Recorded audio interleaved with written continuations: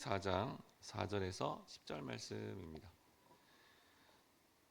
사사기 4장 4절 말씀입니다. 그때 라비노스의 아내 여선지자 드보라가 이스라엘의 사사가 되었는데 그는 에브라임 산지 라마와 베델 사이 드보라의 종려나무 아래에 거주하였고 이스라엘 자손은 그에게 나아가 재판을 받더라. 드보라가 사람을 보내어 아비노함의 아들 바락을 납달리 게데스로 불러다가 그에게 이르되 이스라엘의 하나님 여호와께서 이같이 명령하지 아니하였느냐? 너는 납달리 자손과 스불론 자손 10,000명을 거느리고 다볼산으로 가라. 내가 야빈의 군대 장관 시스라와 그의 병거들과 그의 무리를 기송강으로 이끌어 내게 이르게 하고 그를 내 손에 넘겨 주리라 하셨느니라. 바락이 그에게 이르되 만일 당신이 나와 함께 가면 내가 가려니와 만일 당신이 나와 함께 가지 아니하면 나도 가지 아니하겠노라 하니 이르되 내가 반드시 너와 함께 가리라. 그러나 네가 이번에 가는 길에서는 영광을 얻지 못하리니 이는 여호와께서 시스라를 여인의 손에 파실 것임이니라 하고 드보라가 일어나 바락과 함께 게데스로 가니라. 10절 같이 읽겠습니다. 바락이 바락이 스불론과 스불론과 납달리를 납달리를 게데스로 게데스로 부르니 부르니 10,000명이 10,000명이 그를 그를 따라 따라 올라가고 올라가고 드보라도 드보라도 그와 그와 함께 함께 올라가니라. 올라가니라. 아멘. 할렐루야. 하나님께서 우리에게 말씀을 듣고 하늘 소망을 갖는 자리로 부르셨습니다. 오늘은 성도의 문제 해결은 이라는 제목으로 말씀을 나눌 때 여러분 가운데 갖고 있는 문제, 고질적인 문제가 해결되는 은혜로운 시간 되시길 바랍니다. 사사기 4장 4절에 보니까 그때 랍비롯의 아내 여 선지자 드보라가 이스라엘 사사가 되었는데라고 하면서 이 사사 중에 유일하게 여 선지자인 드보라가 등장하는 장면입니다. 당시에는 여러분 여자와 어린이는 사람을 숫자를 세는데 빼뜨릴 만큼 사실은 천대하는 대상인데 이렇게 연약한 여인을 통해서도 하나님은 구원의 역사를 행하심으로 하나님의 역사는 사람에게 능력이 달려 있는 것이 아니라 하나님의 손에 달려 있다라는 것을 증명하고 있습니다. 사사기 4장 5절에 보니까 그는 에브라임 산지 라마와 베델 사이의 드보라의 종려나무 아래에 거주하였고 이스라엘 자손은 그에게 나아가 재판을 받더라라고 합니다. 여기 드보라가 종려나무 아래에 집을 짓고 살았다라는 표현은 그냥 거기서 집을 지었다는 게 아니라 그곳에 공무소를 설치하고 이스라엘의 사법가, 특히 사법가 행정의 직무를 행했다라는 것을 알 수 있습니다. 그런데 이때 이스라엘 자손들이 그 드보라에게 나아가 재판을 받았다고 합니다. 남성 중심의 사회에서 이스라엘 백성들이 여성 사사에게 재판을 받았다라고 하는 사실은 드보라를 하나님이 세우셨다라는 사실이 널리 인정되고 있었고 백성은 그 여 선지자 드보라를 바로 지도자로 믿고 따랐기 때문에 그들이 하나님의 뜻대로 그렇게 맡겼고 순종했다라는 것을 알 수 있습니다. 여기 드보라가 재판을 주관함으로 하나님 백성들의 이 선과 악을 판단해 주는 것은 바로 선악과 과실을 따먹은 인류의 죄 문제가 어떻게 해결되는가를 궁극적으로 보여주는 장면입니다. 창세기 2장 17절에 보면 선악을 알게 하는 나무의 열매는 먹지 말라. 내가 먹는 날에는 반드시 죽으리라 하시니라 라고 합니다. 여러분 무슨 열매를 먹는다고 해서 그게 뭐 죽는다 이거 성경이 이걸 기록해 놓은 걸까요? 아닙니다. 선악과는 바로 우리가 하나님처럼 되어서 우리가 삶의 선과 악을 스스로 정하여 선택하고 행동하면 그것이 궁극적인 죄악이 된다라는 것을 말씀하고 있는 것입니다. 아담과 하와가 그 열매를 먹어 죽게 되는 저주를 받은 것이 아니라 자신이 하나님처럼 되어 선과 악을 자기 스스로 정하여 불순종의 길을 간 것이 영적 죽음의 상태다라는 것을 분명하게 말씀하고 있다는 겁니다. 그런데 하나님께서 예수 그리스도를 통해 이 죄악의 문제를 해결하심으로 모든 선악은 하나님 말씀대로 판단해야 되며 그 말씀대로 순종해야 된다라는 것을 보여주고 있습니다. 이것을 예수님을 예표하는 사사 드보라를 통해 이스라엘 백성들의 모든 선과 악을 판단케 하심으로 말미암아 하나님 말씀에 순종하는 것이 궁극적인 성도에게 있어 문제 해결을 받는 거다라는 것을 이 장면을 통해서 보여주고 있다는 겁니다. 이는 본문에서 이스라엘 백성들이 자신의 사항을 하나님께 보내신 드보라의 판단에 맡겼듯이 오늘날의 성도도 자기 스스로가 선악을 판단하는 것이 아니라 모든 문제를 주님께 맡기고 그 말씀에 근거하여 순종함이 문제 해결의 궁극적인 방향이다라는 것을 알려주고 있다는 겁니다. 사사기 4장 6절에서 7절에 보니까 드보라가 사람을 보내어 아비노함의 아들 바락을 납달리 게데스로 불러다가 그에게 이르되 이스라엘 하나님 여호와께서 이같이 명령하지 아니하였느냐 너는 납달리 자손의 스불론 자손의 10,000명을 거느리고 다볼산으로 가라. 내가 야빈의 군대 장관 시스라와 그의 병거들과 그의 무리를 기손 강으로 이끌어 내게 이르게 하고 그를 내 손에 넘겨주리라 하셨느니라라고 합니다. 여기 드보라가 납달리 출신 바락을 부른 것은 야빈과 시스라에 의해서 가장 직접적으로 심하게 학대를 받는 지파가 납달리 지파였기 때문입니다. 그래서 드보라는 납달리와 그 옆에 스불론 자손 가운데 10,000명을 뽑아서 싸우라고 한 것입니다. 이는 드보라가 하나님의 신탁에 의하여 하나님의 명령을 바락에게 전한 것입니다. 이 명령은 드보라 자신의 인격적인 견해나 어떤 인간적인 명령이 아니라 전적으로 하나님의 명령이기 때문에 반드시 순종해야 된다는 사실과 순종했을 때 승리하게 될 것이라는 사실을 강조하고 있는 것입니다. 그러면서 드보라는 자신이 바락을 선택한 것도 아니고 이후에 납달리 스불론 자손의 10,000명도 하나님이 선택하셨다라는 것을 강조하고 있습니다. 그런데 이때 바락의 직무가 매우 어렵고 힘들었습니다. 왜냐하면 이 시스라가 900승의 철병거를 가졌는데 너무나 이것이 강력한 당시의 무기였고 때문에 이스라엘 자손들은 겁을 먹고 전쟁에 출전하는 것을 주저하고 있었기 때문입니다. 그럼에도 불구하고 바락은 이스라엘 군사들을 독려하고 사기를 짐작시키며 전쟁터로 하나님에 대한 믿음으로 나아가야 했던 것입니다. 이 동사가 수동태인데요. 주체가 바로 하나님이시기에 전능하신 하나님께서 시스라와 그 철병거를 강력하게 제압하여 승리케 하신다라는 말씀을 주고 있다는 것입니다. 이스라엘이 야빈과 시스라의 압제에서 해방되고 그들을 제압하기 위해서 그들을 이스라엘 손에 넘겨준 하나님의 주권을 절대적으로 믿고 바라보고 나가야 되는데 실질적으로 지도자인 바락이 사사 드보라를 통해 하나님의 명령대로 군사를 선발하여 다볼산으로 이끄는 것은 결코 쉽지 않은 일이었다는 겁니다. 그러자 소명을 받은 이 바락이 다음과 같이 부탁을 하게 됩니다.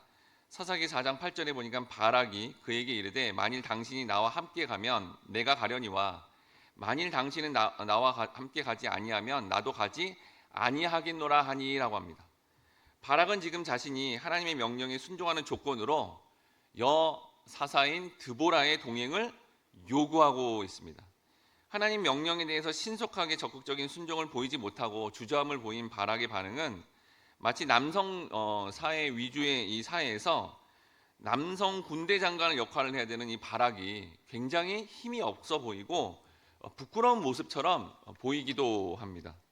전쟁에 대해서 잘 모르는 여성인 드보라에게 같이 가야 싸우겠다고 말하는 것은 마치 어린아이가 엄마가 같이 가야 저 싫어하는 친구 또 저 싫어하는 선배를 내가 만날 수 있어 라고 하는 사실은 너무나 부끄럽고 창피한 모습입니다.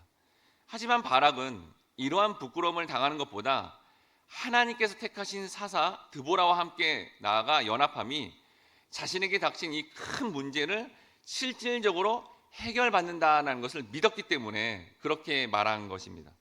즉 성도는 자신에게 닥친 문제에 대해서 참으로 부끄럽지만 하나님이 보내신 그 사랑과 연합함으로 그 문제를 해결받게 된다라는 겁니다.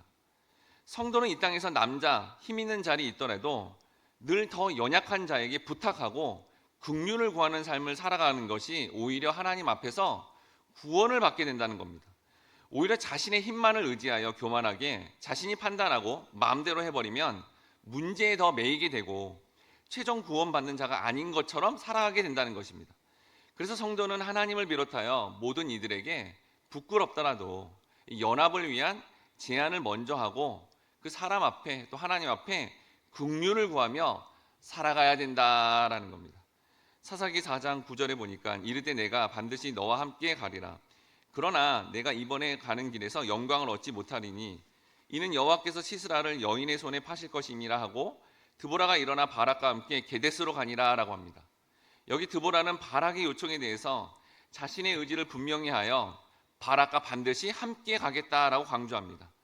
이는 자신이 하나님의 대리인으로서 하나님께서 함께 하시는 이스라엘 군대는 반드시 승리하게 될 거다라는 것을 확신을 주고 있다는 겁니다. 그런데 본문에서 그러나를 통해서 바락 스스로는 그 영광을 얻지 못한다고 선언하고 있습니다. 굉장히 부정적인 의미처럼 보이죠. 이는 내가 너와 반드시 함께 갈 것이나 이스라엘은 승리할 것이나 너 바락은 영광을 얻지 못하게 될 거다. 그리고 그 최종적인 결과가 여인의 손에 넘겨질 거다라고 선언된 것입니다. 여러분, 이 말씀은 성도인 우리가 주님과 연합을 하여 행하는 모든 일에 대한 그 모든 과정의 영광은 반드시 성도 자신이 얻지 못하게 된다라는 것을 의미합니다.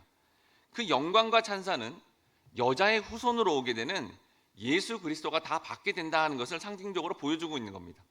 창세기 3장 15절에 보니까 내가 너로 여자와 원수가 되게 하고 내 후손도 여자의 후손과 원수가 되게 하리니 여자의 후손은 내 머리를 상하게 할 것이요 너는 그의 발꿈치를 상하게 할 것이라 하시고 라고 되어 있습니다. 여기 여자의 후손 되시는 그 주님이 장차 우리와 연합하게 되는데 그 주님이 어둠의 세력의 머리를 상하게 하심으로 그 영광은 온전히 주님께만 간다라는 것을 말씀하고 있다라는 겁니다. 사사기 4장 10절에 보니까 바락이 스불론과 납달리를 게데스로 부르니 10,000명이 그를 따라 올라가고 드보라도 그와 함께 올라가니라. 이후에 드보라의 말대로 바락은 스불론 납달리 지파로부터 10,000명의 군대를 동원하였고요. 드보라와 함께 올라가게 되고 실제로 이후에 그 무시무시한 시스라의 군대를 바로 완전히 격파하게 됩니다. 즉 성도인 우리는 문제가 궁극적으로 해결받으려면 오늘 본문의 바락이 엄청난 문제를 안고 있었잖아요. 근데 주님과 연합해야 그 궁극적인 문제가 해결된다는 겁니다. 주님과의 연합의 과정으로 들어가야 된다는 거죠.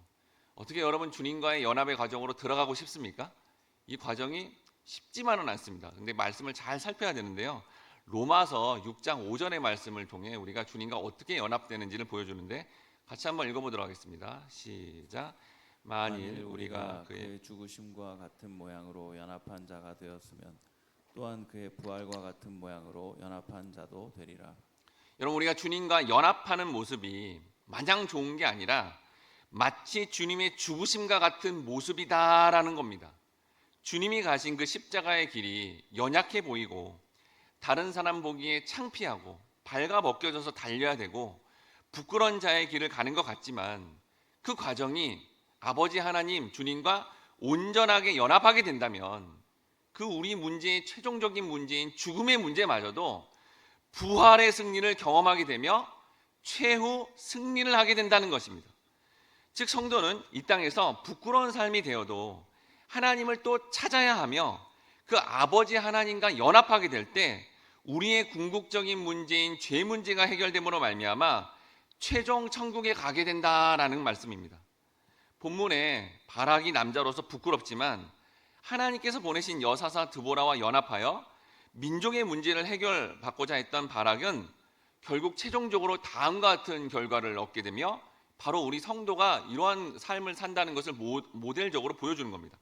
마지막으로 히브리서 11장 32절에 보니까 내가 무슨 말을 더하리요? 기드온, 바락, 삼손, 입다, 다윗, 사무엘과 선지자들의 일을 말하려면 여러분 히브리서 저자가 오늘 이 본문에서 바락의 이름만을 당당히 믿음의 사람으로 천국에 속한 자라고 선언하고 있습니다.